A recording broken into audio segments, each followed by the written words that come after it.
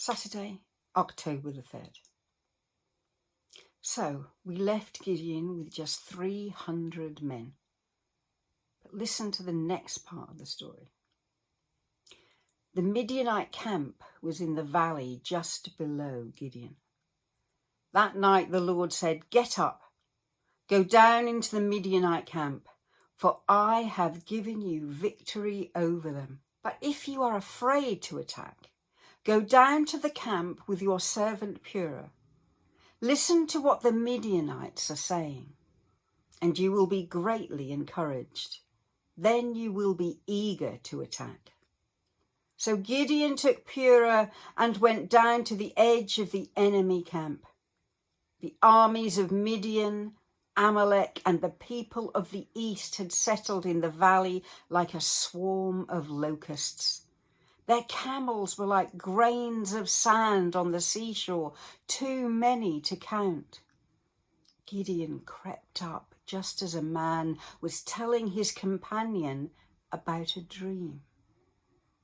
The man said, "I had this dream, and in the dream a loaf of barley bread came tumbling down into the Midianite camp. It hit a tent, turned it over, and knocked it flat."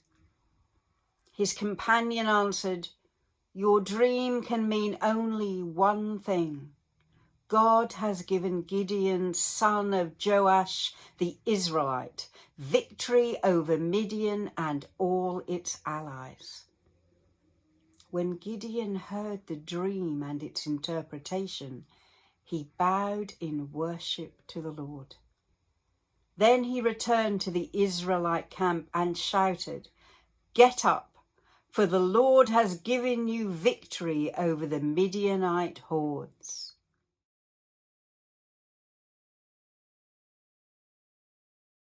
I've already said that we love this story of Gideon because it gives us hope.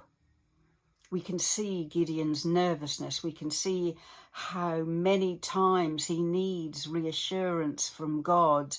And even though he wants to serve, we see his frailty, we see his uncertainty, and it gives us that sense of we can be used by God in the same way that Gideon was, because I'm scared, I'm nervous, I don't have confidence. But what I like about this part of the story is it's really clear that God understands. God says to Gideon, "Get up, go down to the camp, the time has come." But then he says, "But if you are afraid, go into the camp and you will hear something that will give you confidence." Because God knows that Gideon's afraid. And he wants to make it clear, he wants to reassure him that not only has God chosen the right person, but God is doing all the work. That's why he whittled the army down to 300, because God was going to do the hard work. All Gideon had to do was follow and obey. So when Gideon goes into that camp and hears the dream and hears that the enemy are afraid,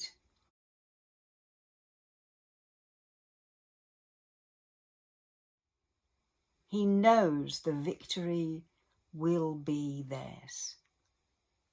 Because it's one thing to go into battle even with 300 men, even knowing that God's on your side.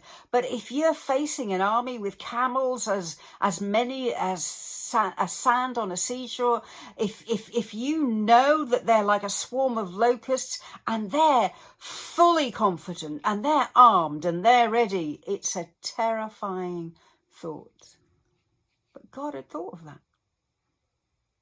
God had prepared the way by sowing the seeds of doubt in the enemy too. And when Gideon heard that, he knew, finally, he knew victory would be theirs. So today I want to assure you, whatever you're facing, whatever challenges or difficult decisions that we've been thinking about during this week, and I've been encouraging you to think about during this week, God understands that you're human. God understands your nervousness. God understands that you know you, and your confidence might be not so much failing in God, but failing in yourself. And God understands that too. But the whole point of this exercise was that Gideon wasn't to take 32,000 people. He wasn't to take anything that would be seen as using his own strength. All he needed to do was place his frailty, his fear, his uncertainty into the hands of God, and God would be doing the rest. God was doing the hard work. God is in control. That's what gives us confidence. I'll see you tomorrow. Bye.